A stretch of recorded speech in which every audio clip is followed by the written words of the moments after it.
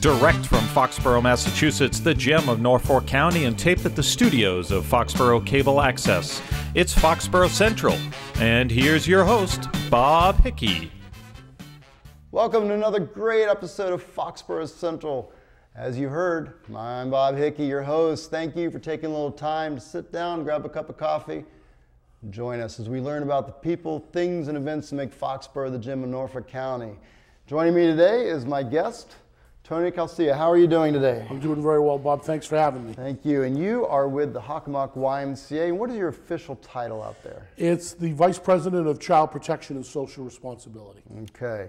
So this is going to be an episode that you will want to pay attention to because it's very important. The subject matter today is about sexual abuse, childhood sexual abuse, and what we as a community can do to combat it and maybe prevent it in the future. So to get started, in the January 27th, Boston Sunday Globe South section, the Foxborough snippet read, Child Sexual Abuse Prevention. A free session on preventing child sexual abuse will be offered by the Hockomock Area YMCA from 6:30 to 8:30 p.m. on February 7th at the Foxborough Public Safety Building, 8 Chestnut Street. The program is designed to help people prevent, recognize, and react to child sexual abuse. Foxborough has been rocked in recent months by allegations that at least 28 men were sexually abused as children decades ago by former teacher, scout leader, and swim coach William E. Sheehan, now of Florida. The Stewards of Children training has been developed by Darkness to Light, a national nonprofit organization. Because space is limited, registration is required 24 hours in advance. To register, contact Tony Calcia at 508-643-5226 or email him at tonyc@hocymca.org. For more information, visit www.d2l.org. So d2l.org is presumably the web address for the Darkness to Light, which is the national... Yeah, it's a national not-for-profit organization, Bob, and it was founded back in 2001 in Charleston, South Carolina. And now just 11 or 12 short years later, Darkness to Light is active in all 50 states in this country, the District of Columbia, and 15 other countries around the world, which I think points to certainly the significance of this issue in our society. And certainly the scope, and it's not just a local issue, it is it's an international issue. Yeah. Obviously, anytime you have an opportunity for a victim to be at risk, it's great that there's something to be done about it. And we were talking before we started about just a new attitude. Maybe Darkness to Light is a great name because we're now exposing issues like this, whereas before, maybe not so much. Yeah, and it's something you just said, Robert. It's really, when you boil it down to, it's a community issue. This is something that happens in communities all over the country and certainly in other parts of the world. And Darkness to Light believes in community-based prevention, that through raising awareness of adults, providing more education to adults, that all of our child protective behaviors would become enhanced. Because when you think about it, Bob, adults have the power. Wherever children gather, wherever they grow up, wherever they are, adults control that environment, whether they're at home, whether they're at school, whether they're at the YMCA, the Boys and Girls Club, whether they're at Sunday school, whether they're in Scouts, whether they're playing youth sports, Little League or soccer. Adults control that environment. So I think the onus is on adults to provide better protection for our children. And imagine a community. Imagine a community where, because so many people were educated and so many organizations were doing the right thing and had the right policies in place, that it would become difficult, if not impossible, for a perpetrator to have access to kids. That's the ultimate goal. That would be a great thing indeed. And as a Scout volunteer and working in youth sports, we get quarried, we have training, but it doesn't seem like that's always enough. No, it's important to do background checks on folks. It's very important. But I would tell you, statistics show that when somebody is found guilty of committing child sexual abuse for the first time, over 80% of the time, their background check is clean as a whistle. Really? So it goes beyond that. The people that would perpetrate child sexual abuse, I had a local lawyer tell me recently that they think that they're among the most intelligent criminals in our society. Not just for the way that they groom kids, but the way they groom families, the way they groom organizations. And in the case of what we're finding out that happened in Foxborough years ago, they groom communities. Because they have to build trust, and in order to have access, it's important to be in a trusted position. So you would expect that it would require a certain level of leadership or being perceived as a leader, or being in the position of being a leader, to have that access and have the ability to manipulate those around, the adults as well as the children victims, to enable them to perpetrate. Yeah, we can't just because of a person's position in the community or their reputation, that you can't automatically assume that that person is safe around around children. There's some pretty shocking statistics that go along with this issue. 1 in 4 girls and 1 in 6 boys in our society right now will be sexually abused before their 18th birthday.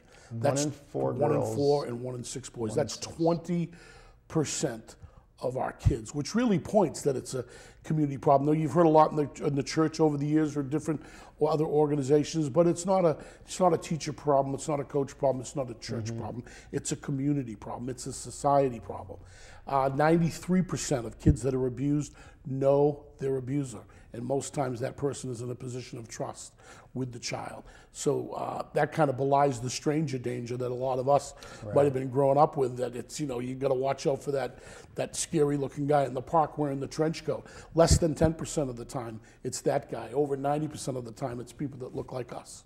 And the unfortunate thing with the Foxborough incident that happened, that we're talking about briefly, he was a leader in scouting, and so he accessed there. He was a leader at the school system, and he was a leader with the recreation. And so on any level, he was perceived to be a trusted individual, and certainly a community leader. And folks that have that compulsion to want to do these horrible things to children, they're going to want to be where kids are. I mean, you're not going to find them hanging around at the senior center. Okay, they're going to want to coach. They're going to want to volunteer to help kids. They're going to want to work at organizations like the Y, or they want to become teachers, or they want to have access. And the whole theory behind Darkness to Light's philosophy is to prevent that access by raising awareness and by educating adults. And they've done a wonderful job in developing this training called Stewards of Children, which you alluded to at the top of the show in the article that appeared in the Boston Globe on Sunday. Just one correction on that, by the way. The article said 6:30 to 8:30. It's 6:30 to 9. It's a 2.5 hour training, and it really it's a very powerful training. It was developed by Darkness to Light in 2004.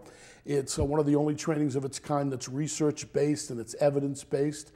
And in 2007, Stewards of Children training was scientifically proven to change behavior.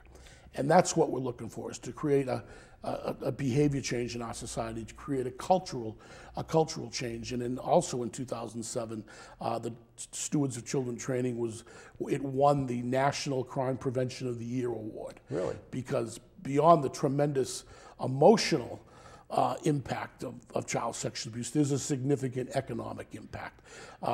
Crimes related to child sexual abuse, it's the second, only behind murder, it's the second most expensive victim crime in this country. And that's at a national level, regional level, state, local level. The community of Foxborough spends upwards of $150,000 a year directly on issues related to child sexual abuse. So Darkness to Light created a training program called Stewards of Children. And it is a community-based training, and we'll go over again at the end of the program how you can get in contact with Tony and register for this. And there's actually 2 trainings.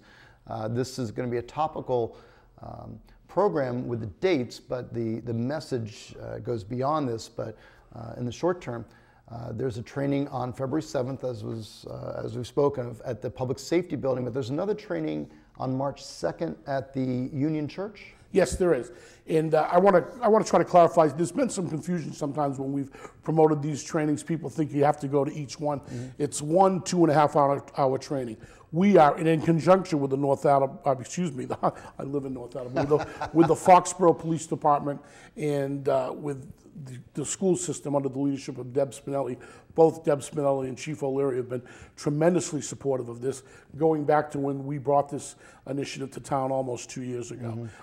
And so the one on February 7th is in the evening, and we just had one last week on the 24th that we had some community folks attend, and then on March 2nd, I'm very grateful to Reverend Bill Dudley of the Union Church in South Foxborough, who has kind of taken the initiative to try to talk to some other folks in the Foxborough faith community. He's reached out to the other churches in town, and we're going to hold our first training for the faith community, actually for anybody, but it's going to be held at the Union Church on South Street in Foxborough on Saturday morning, March 2nd, and that training will start at 9 o'clock and go till 11:30. What a great idea to have it at a different time so we can reach a greater segment of the population. That's fantastic. So we'll go over those times at the end.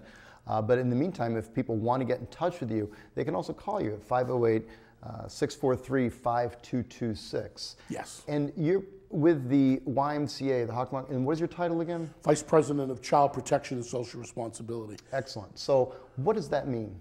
Well, you know, our YMCA, under the leadership of our president, Ed Hurley, takes child protection very seriously. In fact, nothing is more important. You know, our YMCA has wonderful facilities, very valuable facilities, cost a lot of money, beautiful outdoor facilities. But our greatest asset is the trust that parents would place in sending their kids to a program at the Y. Sure. So child protection is right at the top of our priority list. So internally, I have responsibilities to help develop and implement policy through all of our programs around child protection. And under the umbrella of social responsibility, do a lot of work in things like our anti-bullying programs in the schools and on our ropes courses.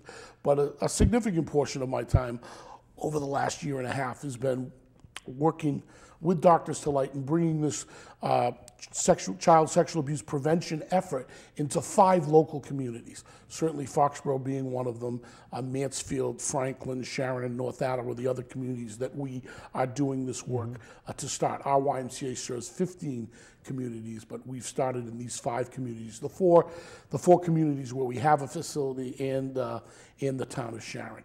And we've made some great progress. And you know, I mentioned Chief O'Leary and I mentioned Superintendent Spinelli already in just a relatively short period of time. A lot of the professional staff of the Foxborough Public Schools have gone through this training, including nurses and guidance counselors, adjustment counselors, you know, building principals and assistant principals, the superintendent and her assistant, Amy Burdos. And starting in August, the entire faculty of the Foxborough Public Schools are going to be trained. And that's really important. That's a great step into trying to prevent this type of abuse from happening in Foxborough. The next constituency that we're really going to try to reach out to is the youth sports group. I mean, you know, so many kids participate in a youth sport. So we're going to try to you know, convene that group and try to talk to organizations and have organizations host trainings for their coaches. We'd like to work with the PTOs and have those organizations host trainings for their parents. You know, we're working in the faith community, really bringing this effort to any adult, but certainly adults that are affiliated with youth-serving organizations. The town manager, Kevin Pecos, hosted a couple of trainings for Foxborough town employees last year. And we had, you know, I don't know if we had all of them. We had a great deal of Foxborough town employees that have taken this training. And I remember one session, Bob, where it was a lot of staff from the Council on Aging, the Department of Public Works, and I'm thinking, you know, these folks don't really work with children on a regular basis, if at all, during their job. So I was wondering how they were going to receive the training. But I was really pleased when a few people came up afterwards and said, you know, I have 8 grandchildren, and I'm so glad. And I'm so glad that I, you know, that I took this training. So it really does raise the issue. It instructs people on how to react, what to look for, and then if they're in a situation where they have a suspicion, it empowers them to do something about it. Where far too many times in our culture, in our society, people have turned the other way. And some pretty intelligent people too. You look at what happened at Penn State last year, where where people they were more concerned about the reputation of a football coach or the reputation of an institution. People lose focus of what's really important. Yeah, and absolutely. In the heat of the moment, a decision that may make perfectly good sense, once you expose it to the light of day and have a little 20/20 hindsight, you go, what the heck were we thinking?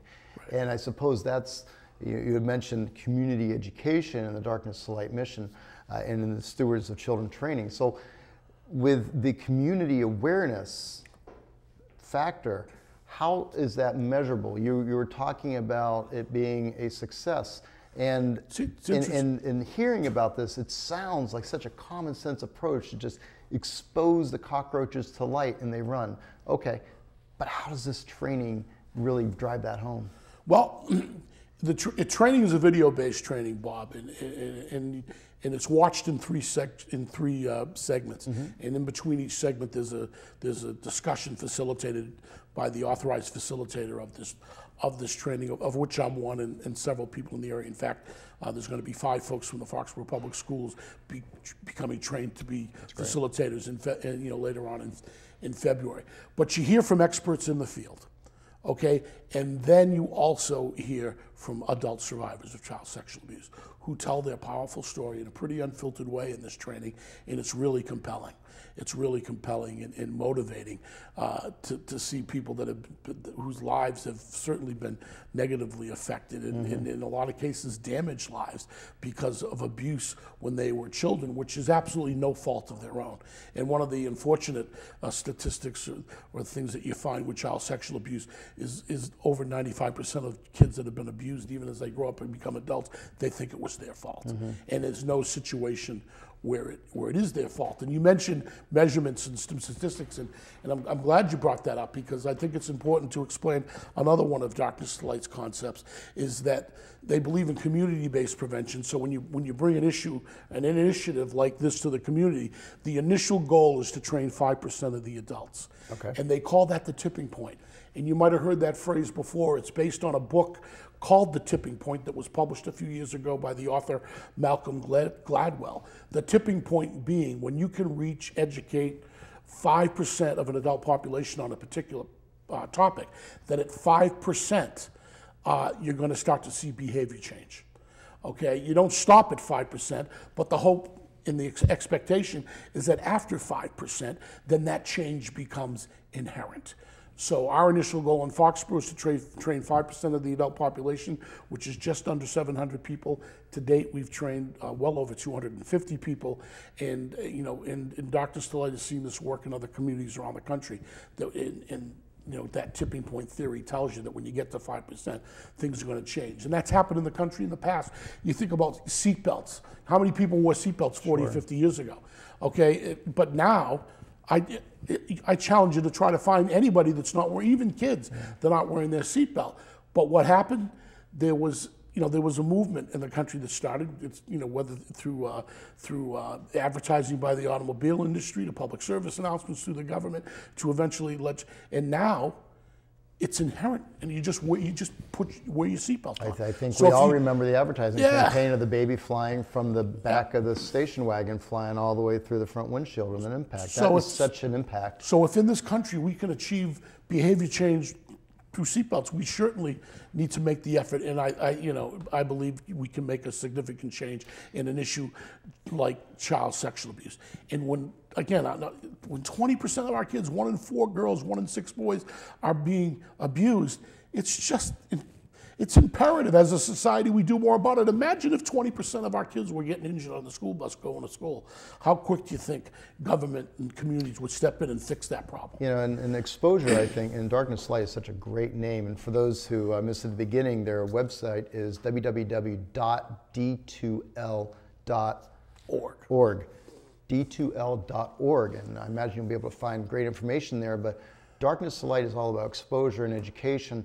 And understanding, if we're going to talk about 20% of our children, and using the school bus analogy is a great one, we wouldn't stand for it, and yet this continues to be a topic that is uncomfortable. It's not a subject that's easy to broach. It's not one that you talk about at the dinner table typically when you're talking about how was your homework, how was your day, and let's talk about childhood sexual abuse to Johnny and Jimmy at when they're 7 years old. And yet that is such a vulnerable age. And how do we then go about and educate the community to make that understood? We all know about stranger danger, and it was so wonderful that you brought that up, because childhood sexual abuse is most often perpetrated by those you trust and those you know. Exactly, and it's so important to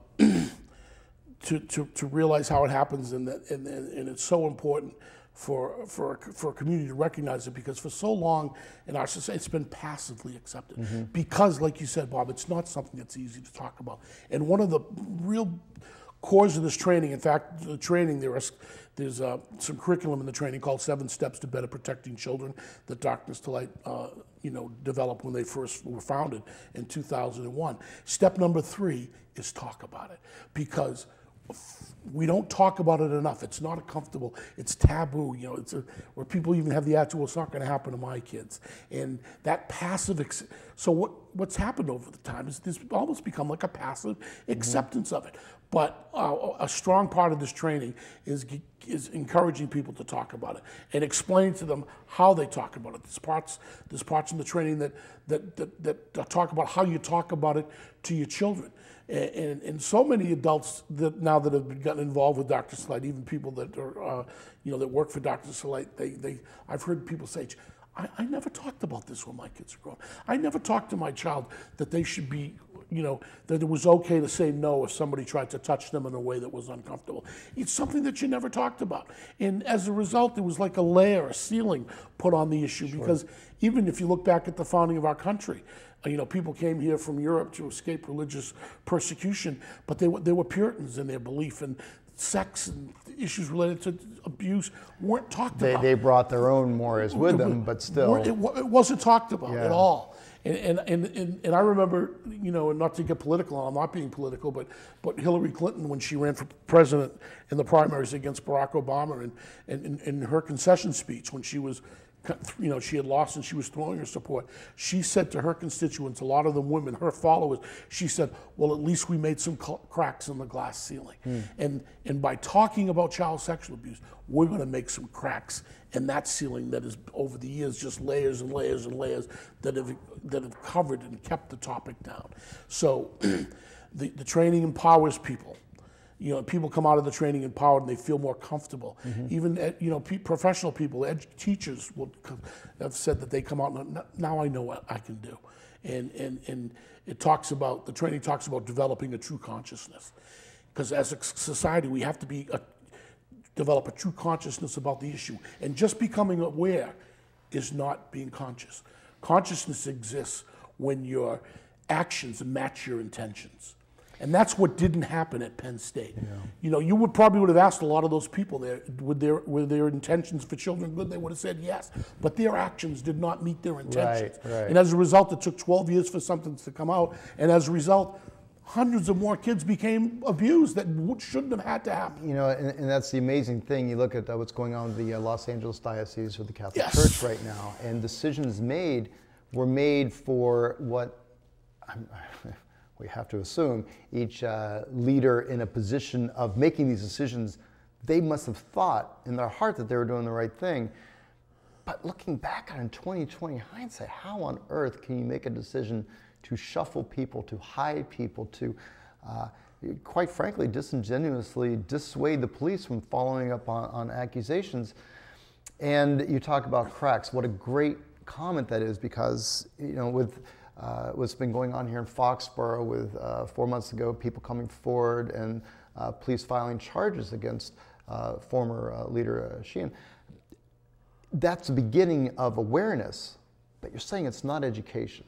And so you're actively, and Tony Calcea with the Hawkmock YMCA, you are actively bringing this to the people and making people have the opportunity at least to come and be educated. It's great that you're doing it through the Absolutely, school. and we're not experts, by the way. The WISE doesn't, it's not a Y program. I'm not an expert, but our role as a community organization is to try to convene people and bring groups together. So it's been working with Chief O'Leary and Deb Spinelli, Reverend Dudley, other people, other folks in town, the town employees, the Park and Recreation Director. It's been working with those people that are helping to get traction in the community. And we all know what a jewel the Hockomock YMCA is here in town, and what a beautiful facility is, but how great is it that you're taking the lead and making this happen, and the YMCA being the place that we all should know is a safe haven for our children, that you're taking the lead to make it a safer community for our children. Yeah, so and it's again, very as I said appropriate, very much appreciated. Thank you. That's the goal, is to try to make the community like Foxborough a place where it would be very difficult, if not impossible, for perpetrators to have access, because they'll go where it's easier, because they're smart. And you were talking about you were talking about the situations where you transfer folks that have done something and you try to hide it. It doesn't work, and Dr. Slight doesn't get involved in treatment or that type of thing, but I would tell you that the average perpetrator of child sexual abuse has 9 victims in their lifetime. And the median age for child sexual abuse in this country is 9 years old. 25% of those abused are under 8 years old. And there are some serial molesters that in the course of their lifetime have 400 victims. So you bring up a good point, Bob. You can't just shuffle them from here to there or whatever, because history has shown, and research and data and statistics show, that they're going to abuse again and again and again. And a huge piece of the education, I'm sure, goes towards the people who are decision makers, who have played maybe an unwitting role, but still a significant role in shuffling these people. Leaders who are allowed to leave, in the case of Sheehan, allowed to move to Florida and then get a new teaching certificate and begin his cycle of abuse, or attempting to begin a cycle of abuse again down there until he was caught. Yep. We are talking about, for folks at home who just joined us, Darkness to Light is a national movement. Locally, there's a training program called Stewards of Children, and Tony Calcia is leading that on February 7th at the Public Safety Building at 6:30 at night, and also on a Saturday morning at 9 o'clock? 9 o'clock. On March 2nd at the Union Church. And for anybody wanting to get involved, you do need to register. It's very easy to register. You can contact Tony at 508-643-5226. So, and there's Tony, no cost, Bob. There's no cost. There's no cost. Okay, so Tony, if I'm going to schedule my time and I move things around and I'm going to come to this training, what am I in for? Am I going to be uncomfortable? Am I going to leave there crying? Am I going to be shocked and chagrined? I mean, what is this about? What am I really going to do? That's a great question, Bob. I'm glad you asked it, because we want folks at home to be comfortable coming to this. And you should be. And if you talk to people in Foxborough that have gone through it, that they would tell you that it's a really good training. There's a lot of Are you going to hear some things that are uncomfortable? Yes, you're going to hear some adult survivors telling their story, and they're not pleasant things to talk about. But one of the things that I really like about this training is that I think the training offers hope. I think the training offers hope. You have to hear the information. They present you with a lot of information. They present you with a lot of statistics and data that are going to shock you, like 1 in 4 boys or 1 in 6 girls, or vice versa.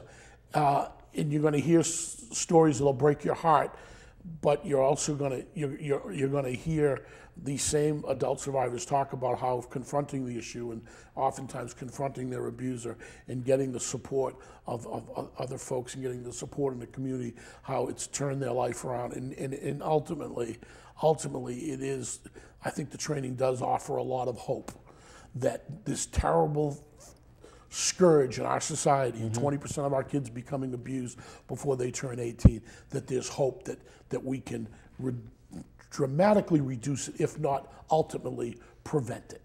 And again, I stress that this is a training that's geared for adults, with the focus being on prevention.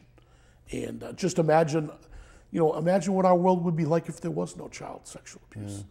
I mean, it would be so much better, certainly so much better for kids. They'd be happier, they'd be healthier, they'd be in a position to fully realize their potential if abuse didn't occur. Well, and then you mentioned kids, but all kids grow up to become adults. Yes. And so it's not a childhood issue per se, it's a societal issue. Absolutely, absolutely. And you see from folks who have difficulty adjusting to certain situations, the folks that have, I'll use the term post-traumatic stress syndrome, but people who carry the weight of the abuse.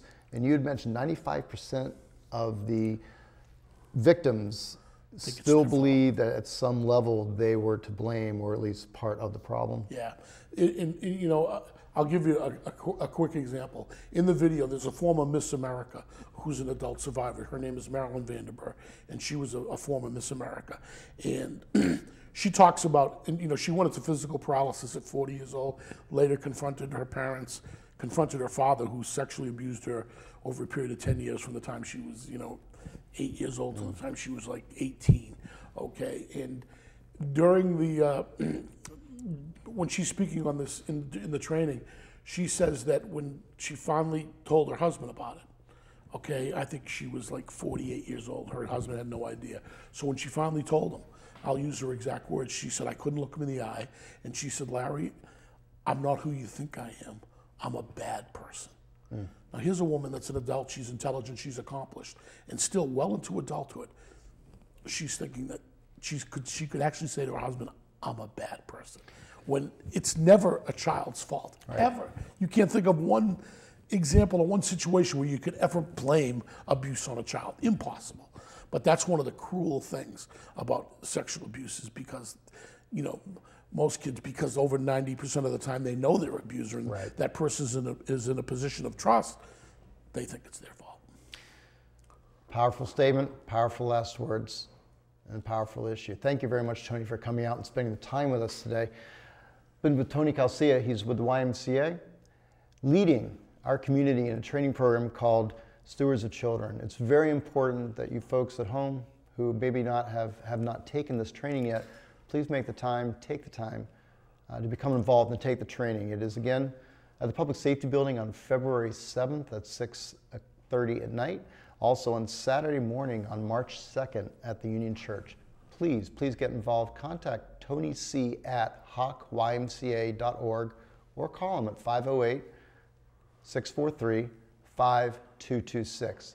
You can also log on to www.d2l.org. That's Darkness to Light. It's a very important program.